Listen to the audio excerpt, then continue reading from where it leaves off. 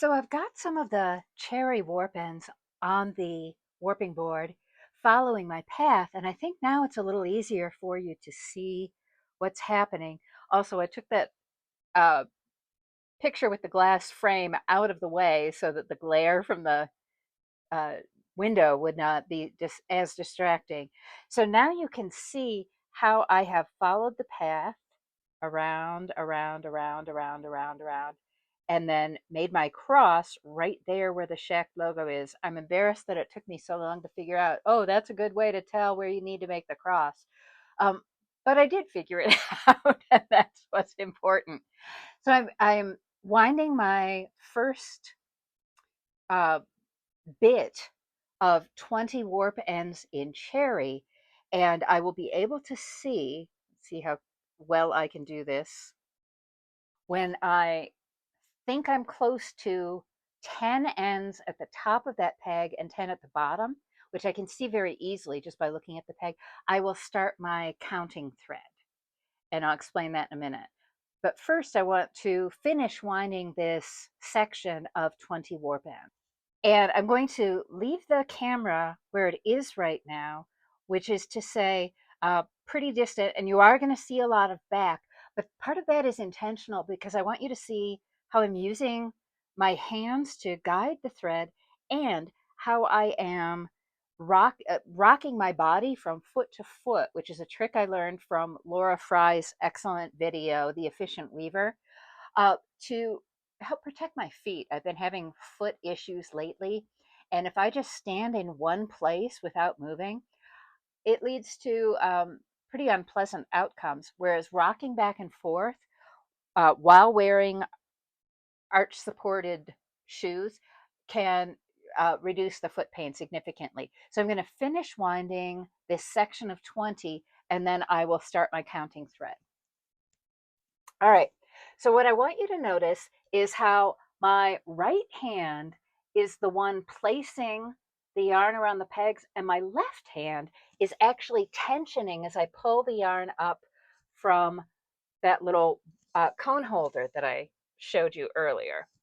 So I'm just pulling up, and part of the deal with this, folks, is this is a really fine yarn, and I don't want it to break. And the point is not to use as little yarn as possible, which is a mistake I made when I first started weaving. I'm like, oh, I'm just gonna uh, pull the tension this as tightly as possible, and then I won't run out of yarn. Well, when I took that warp chain off the pegs, it sprung. It had been stretched so hard, and this was even a cotton yarn, which doesn't have much stretch to begin with. Uh, when I took the highly tensioned, the highly stretched out yarn off the pegs, the chain sprang back to its normal desired length, and it was about half a yard too short. So learn from my mistakes. And notice too that as I go, uh, I am checking my work because I know from sad experience that if, for instance, I skipped this peg and went down here and didn't notice it for a while, unwinding to the point where I made the mistake is just not a lot of fun. That is where yarn tends to get tangled and there's tears and recriminations, and it's just kind of ugh. Okay, so I'm going to pause for a sec and check to count at my over this peg on this one side of the cross. And I see 1, 2, 3, 4, 5, 6. 1, 2, 3, 4, 5, 6, 7, 8, 9. All right, so I'm going to make one more pass around, and then I am going to stop and insert my counting thread.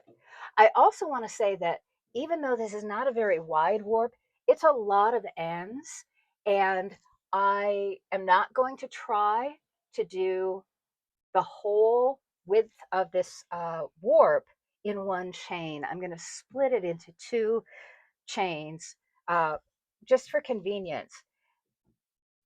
All right, so I'm almost around, and I'm continuing to rock. I keep reminding myself because it's important for my poor little feet. And again, using my left hand to pull the yarn up from the cone and then guiding it into position on my right hand. And because I'm about to change colors, what I'm doing here is I'm just pushing back the end of the yarn, and then I'm getting this end of the cherry out of the way on the peg above. And I'm pushing everybody back as far back as possible on this chain. Um, and I've just got a piece of scrap yarn, and it's different from my guide yarn. It needs to be different from my guide yarn. Otherwise, there's a good chance I will make a mistake. And I am just looping it and crossing the two ends behind this section of 20 warp ends. And that, and as I make the next section, I will cross them the other way, and this sections off my warp chain into the different color sections I'm going to be making here.